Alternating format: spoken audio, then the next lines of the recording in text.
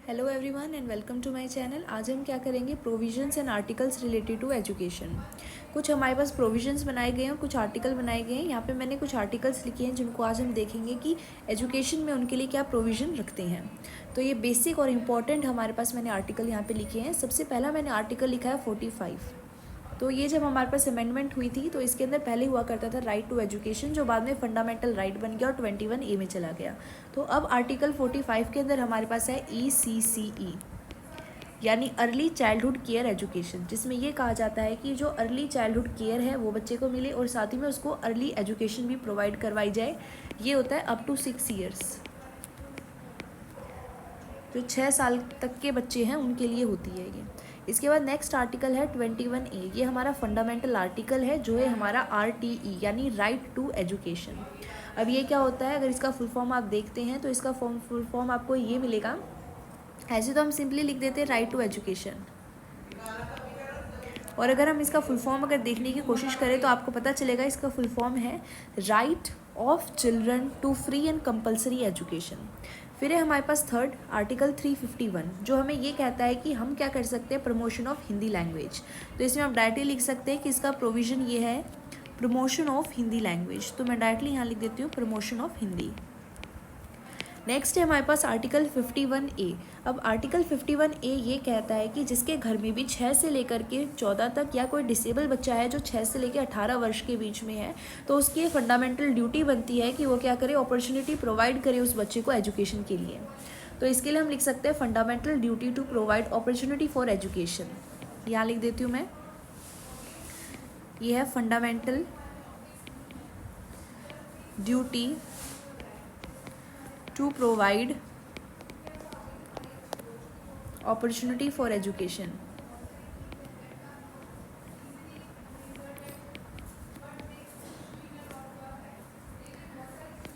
इसके बाद नेक्स्ट है आर्टिकल 51 का फर्स्ट एंड थर्ड। तो इन दोनों के अंदर ये बात की गई है एजुकेशन फॉर वुमेन के लिए। तो इसके अंदर हम लिख सकते हैं education for women, education for women.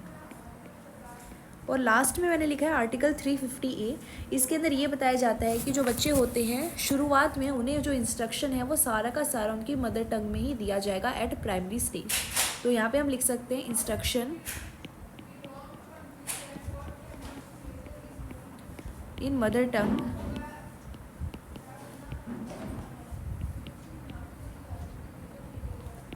Eight primary stage.